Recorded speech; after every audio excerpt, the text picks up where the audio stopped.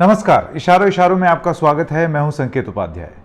अभी प्रथम चरण का चुनाव खत्म हुआ है और कल ही हम एक एपिसोड आप तक लेकर के आए हैं जिसमें हमने ये बताया कि किस तरीके से इस बार प्रथम चरण में ही वोटिंग परसेंटेज कम हुई है और खास तौर से उन सीटों पर तो और ज्यादा कम हुई है जिसमें 2019 में भारतीय जनता पार्टी या उसके घटक दल जीते थे। कांग्रेस द्वारा या विपक्ष द्वारा जीती गई सीटों पर भी वोटिंग कम हुई है, लेकिन उस अनुपात में नहीं जितनी बीजेपी द्वारा जीती गई या एनडीए द्वारा जीती गई सीटों पर। और पहली चरण के वोटिंग के एकदम बाद द्वितीय, तृतीय, चतुर्थ, पंचम और उसके साथ के जो दो और चरण हैं, उनके वोटिंग होने से पहले ऐसे लगता है कि जैसे कि अब हर चुनाव में एक ये स्टेपल डाइट हो गई है ना, उस तरीके से एक वार्तालाप हिंदू मुसलमान की दिशा में चल पड़ी है। और उसका आगाज किया संडे को खुद प्रधानमंत्री ने। उनका बयान राजस्थान में दी हुई एक रैली में, उसमें उन्होंने वो बयान तो आप लोगों ने सुन ही लिया होगा, लेकिन उसका विश्लेषण जैसे कि हमने जनता से वादा किया था कि हम विश्लेषण कर करके आएंगे। तो सबसे पहले आपको ये बता दें कि वो जो बयान उन्होंने दिया है वो क्या तीन चीजें उन्होंने उस बयान में कहनी या करनी चाहिए। नंबर 1, उनका ये कहना है कि कांग्रेस का जो है मैनिफेस्टो ये आपको नक्सली जो करते हैं या उस तरीके की जो सोच होती है उस तरफ लेकर के जा रहा है, क्योंकि वो वेल्थ डिस्ट्रीब्यूशन की रीडिस्ट्रीब्यूशन की बात कर रहे हैं। और वो भी कैसे कि वो आपका एक सर्वेक्षण कराएंगे, आपके घर में आएंगे, ये जानेंगे कि आपके पास क्या क्या सामान है, क्या चीज़ आप ओन करते हैं। यहाँ तक कि वो बात को और आगे तक ले गए। उन्होंने कहा कि शहरी नक्सली मानसिकता वाले लोग माताओं व बहनों का मंगलसूत्र भी नहीं छोड़ेंगे, ये उन्होंने बोल दिया। कहने का मतलब ये था कि जो वेल्थ डिस्ट्रीब्यूशन या जो संपत्ति है उसको फिर से एक बार लोगों के बीच में बांटने की जो बात कर रहे हैं कांग्रेस पार्टी के लोग, जो सर्वेक्षण की जो बात कर रहे हैं, कास्ट सेंसस की जो बात कर रहे हैं, उसमें उनका मेन मकसद प्रधानमंत्री के हिसाब से ये है कि वो बहु बेटियों के मंगलसूत्र की गिनती कर लें और उसके बाद लोगों की संपत्ति जो है उसको उसका एक पूरा ब्यौरा लेकर के उसकी जानकारी कर लें। और फिर नंबर 2, प्रधानमंत्री कहते हैं, और 2006 के उस समय के प्रधानमंत्री डॉक्टर मनमोहन सिंह के बयान का हवाला दे करके उनका यह कहना था कि मनमोहन सिंह ने तब बोल दिया था कि देश की संपत्ति पर पहला हक मुसलमानों का है। मैं सिर्फ अभी जो प्रधानमंत्री ने बोला है या करना चाहा है या बोलना चाहा है, मैं उसकी बात कर रहा हूं, इसके विश्लेषण पर बाद में आएंगे। 2006 के जो उस समय के प्रधानमंत्री डॉक्टर मनमोहन सिंह के कमेंट को कोट करते हुए, उसका हवाला देते हुए उनका यह कहना है कि Muslims will have the first right to resources, ये उन्होंने कहा। और फिर बनाया उन्होंने इन दोनों स्टेटमेंट्स का लिंक। उनका यह कहना है कि यहां कांग्रेस पार्टी आपकी संपत्ति ले लेगी और उसके बाद वो प्रधानमंत्री ने उस समय जो बोला था मनमोहन सिंह ने कि वो मुसलमानों को बांट देगी। और फिर प्रधानमंत्री मोदी ये कहते हैं कि सोचिए आपकी संपत्ति जो है उन लोगों को चली जाएगी, और मुसलमान शब्द का प्रयोग किया है प्रधानमंत्री ने, उन लोगों को चली जाएगी जिनकी जनसंख्या ज्यादा है, जो ज्यादा बच्चे पैदा करते हैं। उसके बाद प्रधानमंत्री ये भी कहते हैं कि अब आप खुद सोच लीजिए, ये आपकी संपत्ति घुसपैठियों को दे देना चाहते हैं, जो इन्फिल्ट्रेटर्स हैं उनको दे देना चाहते हैं। उन घुसपैठियों को आप चाहते हैं कि आपकी कमाई, गाड़ी कमाई का पैसा जो है वो घुसपैठियों को चले जाए। तो एक राजनीतिक रूप से, अब आते हैं इसके विश्लेषण पर, राजनीतिक रूप से एक आर्गुमेंट को लेकर के और उसके आधार पर आपने 2-3 चीजों को जोड़ करके एक अपना थॉट बनाया है, बिल्कुल अतः समुंदर जैसा, जिसकी रेंज शुरू होती है कांग्रेस के मैनिफेस्टो पर उनकी समझ से, और उसके बाद फिर 2006 में जो उस समय के प्रधानमंत्री ने बोला उनकी समझ से, और उसके बाद इन दोनों को लिंक करके जो वो कंक्लूजन निकालना चाहते हैं उस समझ पे। तो इस वजह से वो स्पेक्ट्रम जो है वो इस तरीके का कर दिया है प्रथम चरण की वोटिंग के एकदम बाद।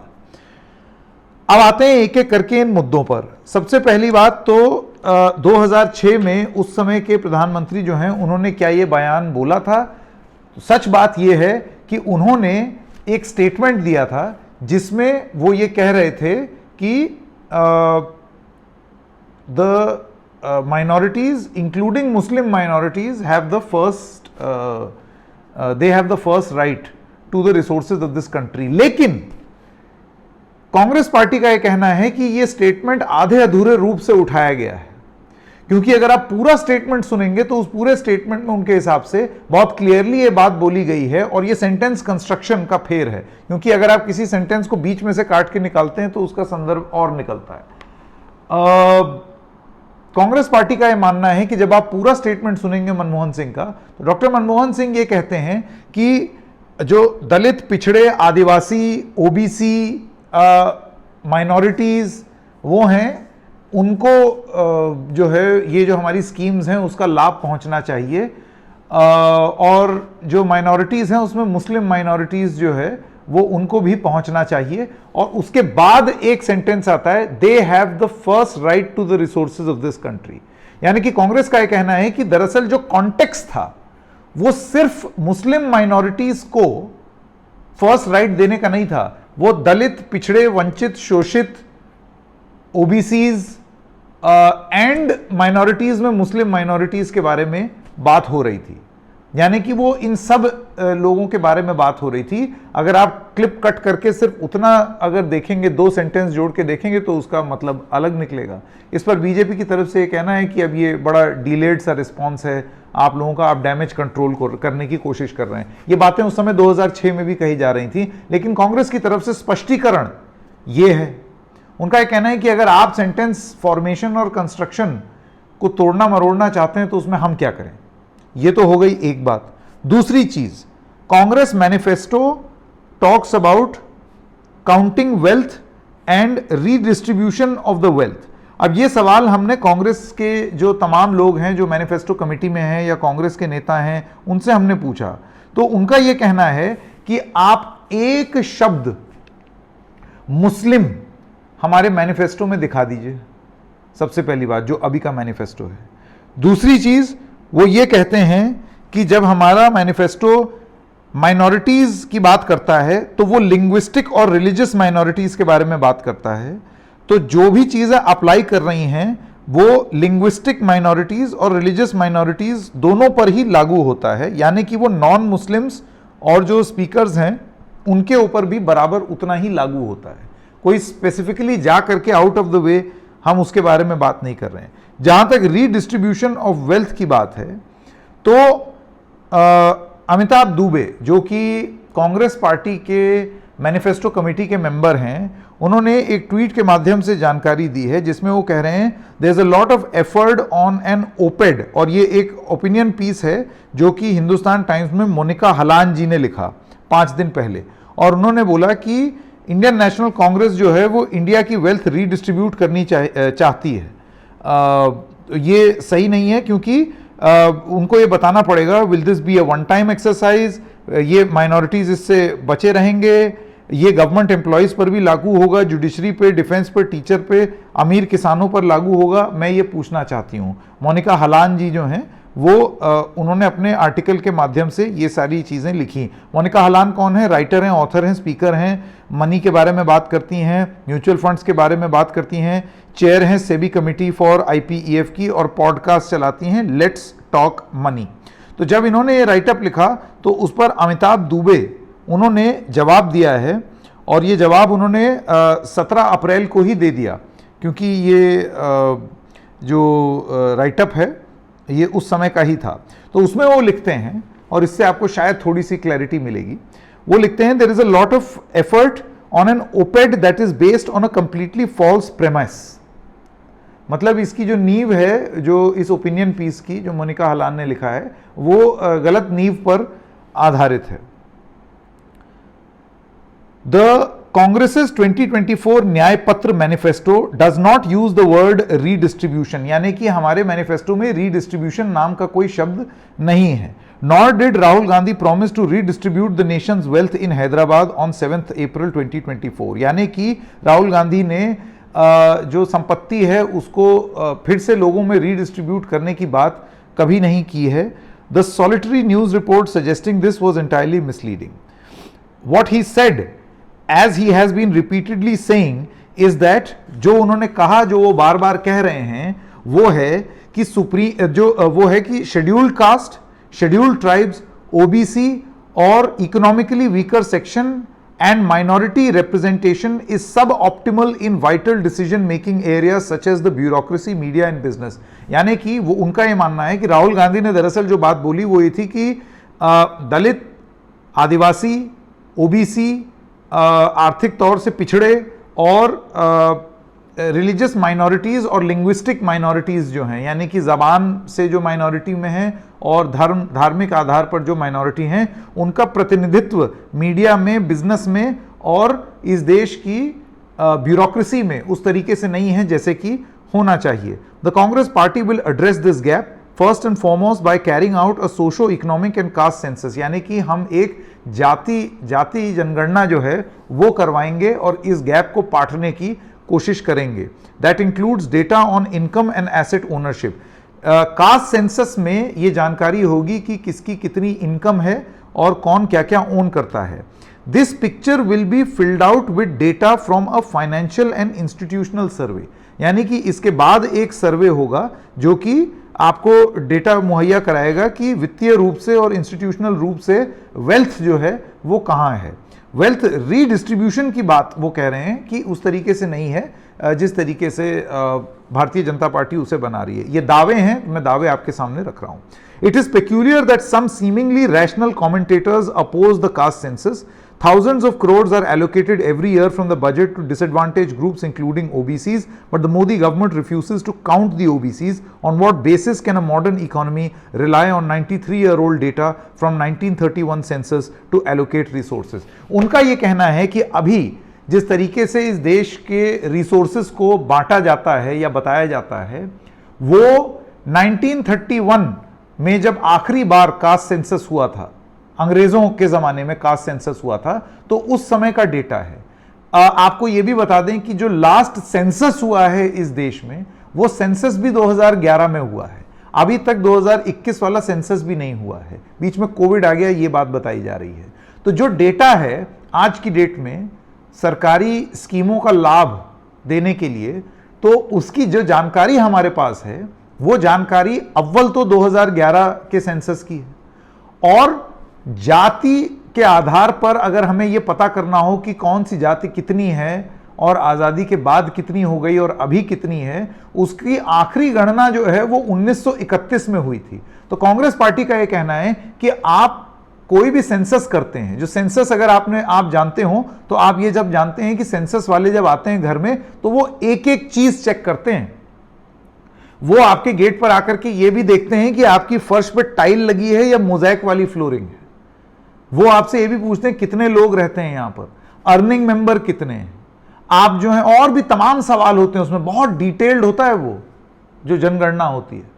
वो एक्सरसाइज बहुत लंबी चौड़ी होती है, क्योंकि उसके आधार पर फिर डेटा के आधार पर फिर सरकारें जो है वो अपनी स्कीम बनाती हैं। ये आज से नहीं, ये हमेशा से यही नियम है। तो फिर कांग्रेस पार्टी का यह मानना है कि इस चीज को या इस तरीके के सर्वेक्षण को, रीडिस्ट्रीब्यूशन ऑफ वेल्थ, और उसको मतलब इस लेवल पर लेकर के जाना कि आपका ये बोलना कि ये नक्सली मानसिकता है जिसमें माताओं और बहनों के मंगलसूत्र भी नहीं छोड़े जाएंगे, उठा के वो ज्यादा बच्चे पैदा करने वाले घुसपैठियों और मुसलमानों को दे दिए जाएंगे, ये कहां तक सही है। दूसरी चीज, अगर हम सही में लोगों को लाभ पहुंचाना चाहते हैं तो कांग्रेस पार्टी का यह मानना है कि बिना आप जातीय जनगणना के वो कैसे पहुंच पाएंगे, जिसको आप लाभ पहुंचाना चाह रहे हैं उसकी डेटा तो 1931 की है, नई डेटा तो है नहीं। लेकिन अब आते हैं एक दूसरे मुद्दे पर। देखिए, ये तो हो गई, इसने कहा उसने ये कहा, मुसलमान, घुसपैठिए, नक्सली, इन सब जैसे शब्दों का आगाज इस चुनाव में अब हो गया है। कांग्रेस पार्टी का यह मानना है कि ये हेट स्पीच है, और इस हेट स्पीच के चलते कांग्रेस पार्टी इलेक्शन कमीशन के पास जाएगी। अब इलेक्शन कमीशन क्या फैसला लेती है हम नहीं जानते और कोई भी नहीं जानता है। लेकिन क्या अब ये मान के चला जाए कि आने वाले फेजेस में अब बातचीत और बात का स्तर बिल्कुल इसी तरीके से होगा? पॉइंट क्या है कि लोग अपना अपना तर्क देते हैं, वो दें, लेकिन उसके पीछे का उद्देश्य क्या है? क्या उद्देश्य यह है कि लोगों में एक बात फैलाई जाए या एक बात बोली जाए ताकि वो उससे प्रभावित हों? चुनाव में तो ये चीज होती है।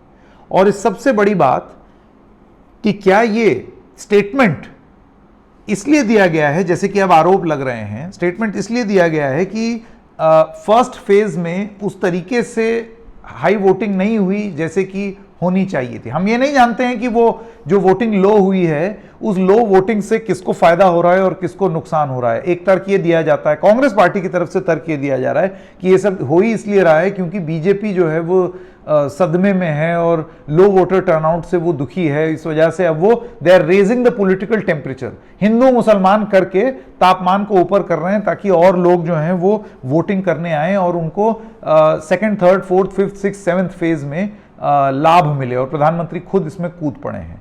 देखिए, इस चीज का कोई भी डेटा पॉइंट ऑफ व्यू से अगर आप देखें तो कोई भी प्रमाण नहीं है जिसमें आप ये कह सकें कि लो वोटर टर्नआउट जो है वो इस बात का प्रतीक है कि लोग बीजेपी को वोट नहीं देना चाहते हैं या कांग्रेस के पक्ष में हैं ये जो बाकी वोट हैं। ऐसा कोई प्रमाण नहीं है। हमने कल के कार्यक्रम में भी आपको बताया था, क्योंकि कई बार ऐसा देखा गया है कि लो वोटर टर्नआउट में भी जो सरकार सत्ता में रही है वो वापस आ गई है और हाई वोटर टर्नआउट के बाद भी सरकारें पलट गई हैं या बहुत सारी, मतलब कोई एक पैमाना इसका नहीं है। लेकिन अब मोटी मोटी बात यह है कि आने वाले फेजेस में क्या अब आपको हिंदू मुसलमान उनके कमेंट, घुसपैठिए, ये उठा करके ज्यादा बच्चे पैदा करना और इस सब तरीके की बातें अब और ज्यादा होने जा रही हैं। और ऐसे में इलेक्शन कमीशन क्या करेगा, क्योंकि इसमें आपकी नियत क्या है उससे ज्यादा जमीन पर उसकी नियत किस तरीके से उतर रही है, इन दोनों में भी एक फर्क है। और नियत पर भी राजनीतिक रूप से सवाल उठते रहे हैं कि आप किस नियत से, बदनियती से या सही में कोई बात कहना चाह रहे हैं। Is there an element of notoriety in the way a statement has been made, या फिर एक स्टेटमेंट में फैक्चुअल प्लेसमेंट ऑफ फैक्ट्स हैं? क्योंकि यहां फैक्चुअल प्लेसमेंट तो जो उन्होंने रखने की कोशिश की है वो फैक्ट्स का अपना रिप्रेजेंटेशन भी रखने की कोशिश की है, क्योंकि उसका एक काउंटर ओपिनियन भी दिया जा रहा है। इन सब चीजों के बीच में आपको एक आंकड़ा और बताना चाहता हूं, देखता हूं अगर मेरे पास वो रेडिली अवेलेबल है या नहीं। ये जो ये बोला जाता है कि मुस्लिम में आबादी जो है ज़्यादा है, मुस्लिम जो फर्टिलिटी रेट है उसकी एक आप गणना कर लें तो आपको ये बता दें कि एक ट्रेंड है जो पिछले 15 साल में दिखाई दे रहा है, और ये खुद भारत सरकार के आंकड़े हैं, नेशनल फैमिली हेल्थ सर्वे के आंकड़े हैं, जो कि ये बताता है that the average number of children a woman in the Muslim family is now 2.4 in 2019-2021। मतलब 2019-2021 के पीरियड में सरकारी आंकड़ों के हिसाब से हर एक मुस्लिम परिवार में 2.4 बच्चे, मतलब ऐसे 0.4 में ये मत समझिएगा कि 0.4 बच्चा, मतलब एक एवरेज 2.4 की है। ये 2015-16 में 2.6 थी और 2005-6 में 3.4 थी। यानी कि the rate of decline in fertility वो बहुत तेजी से हो रहा है मुस्लिम आबादी में, यानी कि वो बहुत जल्दी से वो रेट ऑफ रिप्रोडक्शन कम आ रहा है। अब ये तो आपको मैं बता रहा हूं मुस्लिम फर्टिलिटी रेट इन इंडिया। मैं जल्दी से आपको हिंदू फर्टिलिटी रेट भी बता दूं तो मुसलमानों में अभी भी हाईएस्ट फर्टिलिटी रेट है, लेकिन जो गिरावट का दर है वो भी हाईएस्ट है। मतलब कहां वो 3 पॉइंट कुछ थे 2005-6 में और अब वो घट के 2.4 पर आ गए हैं। और अगर आप हिंदूज की बात करें तो वो 2.1 पर है, यानी कि 2.4 पर मुस्लिम्स और 2.1 पर हिंदू, यानी कि हर हिंदू घर में अब 2.1 बच्चे पैदा हो रहे हैं। The general pattern is largely the same as it was in 1992, जिसमें Muslims had the highest fertility rate of 4.1 1992 में, यानी कि एक परिवार में 4.4 बच्चे, और हिंदुओं में एक परिवार में 3.3 बच्चे थे। तो उसी रेट पे, जबकि उस रेट से थोड़ा सा और तेजी से, जैसे कि आप देख सकते हैं, वो गैप अब कम हो रहा है। 2.4 हो गया है मुसलमानों में, 4.4 से 2.4 हुआ है, और हिंदुओं में 3.3 से 2.1 हुआ है। 1992 से लेकर के अभी 2019-2021 तक। तो इससे क्या मायने निकाले जाए? मेरा यह कहना है कि यदि हम एक थोड़े इंटेलिजेंट रूप से अगर किसी चीज पर चर्चा करेंगे ना, तो शायद हमारे दिमाग की इंद्रियां भी खुलेंगी, शायद हम बातों को ठीक से समझ भी पाएंगे। लेकिन अगर ये सारी बातें पॉलिटिकल रेटरिक में ही रहेंगी, भाजपा और कांग्रेस में ही रहेंगी, इसने वो बोला और उसने ये बोला में ही रहेंगी, तो फिर आप चीज को ढंग से समझ नहीं पाएंगे। तो दिमाग की इंद्री जरूर खोलिए और एक बार चीजों को जानने की कोशिश कीजिए, क्योंकि शायद स्थिति कुछ अलग निकल सकती है जिस तरीके से प्रस्तुत की जा रही है। आप क्या समझते हैं? एक इन्फॉर्म्ड ओपिनियन आप भी जरूर रखिएगा इस मुद्दे पर, क्योंकि वो बहुत जरूरी है जब आप मतदान करने जाते हैं। आज इशारों में बस इतना ही, लेकिन हम फिर मिलेंगे किसी और मुद्दे के साथ। तब तक के लिए नमस्कार।